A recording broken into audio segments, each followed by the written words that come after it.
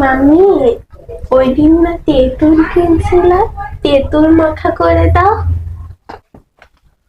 আচ্ছা ঠিক আছে, আমি তোমাকে তেঁতুল মাখা বানাই দিচ্ছি। তুমি পড়ছো, বই খাতাগুলো গুছায় আমি তোমাকে তেঁতুল মাখা বানাই দিতেছি। আর তেঁতুল গুলাও এমনিতে শুকায় যাইতেছে। আচ্ছা ঠিক আছে, তাড়াতাড়ি বানাই দাও। এই যে এখানে তেঁতুল গুলাকে ধুয়ে নিয়েছি, এখন হচ্ছে এগুলাকে ছেঁচে নিব। এই যে এইভাবে তেঁতুল গুলাকে হচ্ছে একটু থেতো করে নিব। আমাদের গ্রামের ভাষায় এটাকে বলে হচ্ছে ছেঁচে নেওয়া।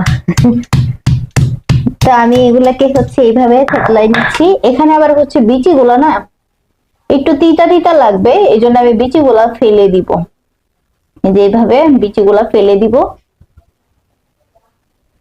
তাহলে খেতে অনেক বেশি ভালো লাগবে।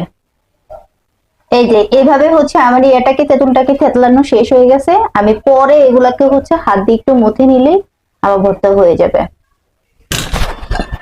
এই যে আমি বাটিতে রেখে দিচ্ছি এগুলা। এখানে দুটো মরিচ নিচ্ছি, দুইটা মরিচ দিব। এটাও হচ্ছে আমি একটু থেতলে নিব এভাবে, যে বেশি একদম মিহি করবো না, আমার থেতলে নেওয়া হয়ে গেছে। এখন আমি বাটিতে হচ্ছে দিয়ে দিলাম। এরপর আমি লবণ দিয়ে একটু মাখায় নিব।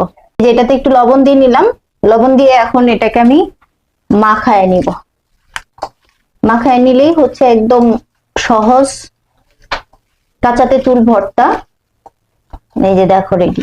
আর এটা খেতেও হচ্ছে অনেক বেশি ভালো লাগে, কিন্তু সব ছাল সহ তো এটা সব চুষে খাওয়া যাবে না, মানে চুষে খেতে হবে, সরি, ইয়া করে খাওয়া যাবে না সব। এতে দেখো আমার ভর্তা রেডি। বাবা, হ্যাঁ মামি। এই যে তোমার তেঁতুল মাখা রেডি, এখন খেয়ে বলো কেমন হয়েছে। খাও, খেয়ে বলো। অনেক মজা হয়েছে। সত্যি মজা হয়েছে?